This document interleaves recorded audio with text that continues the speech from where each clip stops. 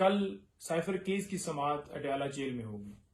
ایک طرف دیکھا جائے تو اس ٹرائل کو اتنی جلدی سے چلایا جا رہا ہے کہ چلان بھی جمع ہو گیا، اس کے اندر کاپیاں بھی تقسیم ہو گئیں اور فرد جرم کے لیے کل ڈیٹ فکس کی گئی ہے. اور دوسری طرف اگر دیکھا جائے تو ضمانت کی درخواست کے اوپر فیصلہ محفوظ، اس کے ساتھ ساتھ کوائشمنٹ ہم نے فائل کی ہوئی ہے کہ یہ مقدمہ خارج کیا جائے، فیصلہ محفوظ. اس ٹرائل کے اندر اسٹے دیا جائے، فیصلہ محفوظ. یعنی کہ فیصلے محفوظ ہیں. پہلے نیچے جو ہے ضمانت جو ہے وہ ڈیسائیڈ نہیں ہوتی کیونکہ جج صاحب اویلیبل نہیں ہے جی. پھر پراسیکیوشن بہانے، اور جب نیچے ضمانت خارج ہوتی ہے تو ہم اوپر آتے ہیں ہائی کورٹ میں، پھر اوپر یہی. تو یہ جو سلسلہ ہے انصاف کا دورہ نظام، ایک ملک کے اندر دو قانون، یہ کیوں ہے؟ ہم یہ کہتے ہیں کہ ٹرائل بے شک ہو، لیکن جو پروسیس باقی ٹرائل کے اندر ہو رہا ہے یا باقی جیسے مقدمات روٹین میں چل رہے ہیں دوسرے لوگوں کے، ایسے چلایا جائے. توشہ خانہ کیس کی طرح دنوں میں پھر گھنٹوں میں یہ کارروائی نہ کی جائے، جو پروسیس ہے وہ فالو کی جائے. پہلی بات تو یہ کہ آفیشل سیکرٹ ایکٹ کے تحت یہ مقدمہ درج ہی نہیں ہو سکتا تھا. دوسری بات یہ ہے کہ آفیشل سیکرٹ ایکٹ کی جو ترامیم کی گئی اس کے مطابق یہ مقدمہ چلایا جا رہا ہے، جو کہ صدر نے سائن ہی نہیں کیا.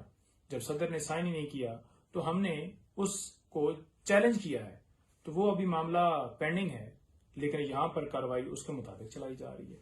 تو یہ تمام چیزیں پہلے ڈیسائیڈ ہونی چاہیے، لیکن ایسا نہیں ہے. دوسرے نمبر پر کل اسلام آباد ہائی کورٹ میں توشہ خانہ کیس، القادر ٹرسٹ کیس، اس کی سماعت ہے. یہ دو بیلز عمران خان صاحب کی اس بنیاد کے اوپر نیچے خارج ہوئی تھیں کہ خان صاحب پیش نہیں ہوئے عدالت میں. وہ توشہ خانہ کیس کے اندر اس وقت جو ہے وہ جیل میں تھے، اور وہ پیش جان بوجھ کر تو ایسا نہیں تھا کہ وہ جان بوجھ کر نہیں ہوئے، بلکہ عدالت نے حکم دینا تھا کہ انہیں پیش کیا جائے. حکومت نے سیکیورٹی کے انتظامات کرنے تھے اور انہیں پیش کیا جاتا، لیکن ایسا پروسیس نہیں کیا گیا، اور عدم حاضری، عدم پیروی کی بنیاد پر ایک بہانہ بنا کر خارج کر دی گئی بیلز یہ دو. اس کے ساتھ ساتھ اور 9 بیلز خارج ہوئی تھیں جو کہ بحال ہو گئیں، اور اسی طرح انشاءاللہ یہ بھی بحال ہوں گی. اچھا، اس وقت یہ ڈر جو صرف تھا نا، اور اب بھی ڈر صرف عمران خان صاحب کی تصویر سے تھا کہ وہ نکلیں گے، تو وہ ڈر کی وجہ سے انہوں نے ان کو پیش نہیں کیا. اچھا، اس کے ساتھ ساتھ کل نیچے ٹرائل کورٹ میں عدت کے دوران نکاح والا کیس ہے جو عمران خان صاحب اور بی بی صاحبہ کے خلاف. یہ صرف اور صرف الزام تراشی، صرف اور صرف ایک بہتان لگانا، ایک صرف وہ جو ہریسمنٹ یا ایک ڈسٹرب یا ایک فیملی کے اوپر کیچڑ اچھالنے والی بات ہوتی ہے نا، وہ صرف کی جا رہی ہے. کبھی ان کے اوپر رسیدوں والا معاملہ، وہ ایف آئی آر درج کی جاتی ہے. اسی طرح ان کی بہنوں کے اوپر کبھی کہیں ایف آئی آر درج ہے، کبھی کہیں درج ہے، لیکن وہ کسی طرح سے گھبرائے ہوئے نہیں ہیں. وہ اپنا جو بھی بے شک غیر قانونی ایف آئی آرز ہیں یا کیسز ہیں، لیکن وہ اٹینڈ کر رہے ہیں. وہ بھاگے نہیں ہیں، ملک سے باہر نہیں گئے، وہ لندن کی طرف نہیں روانہ ہوئے.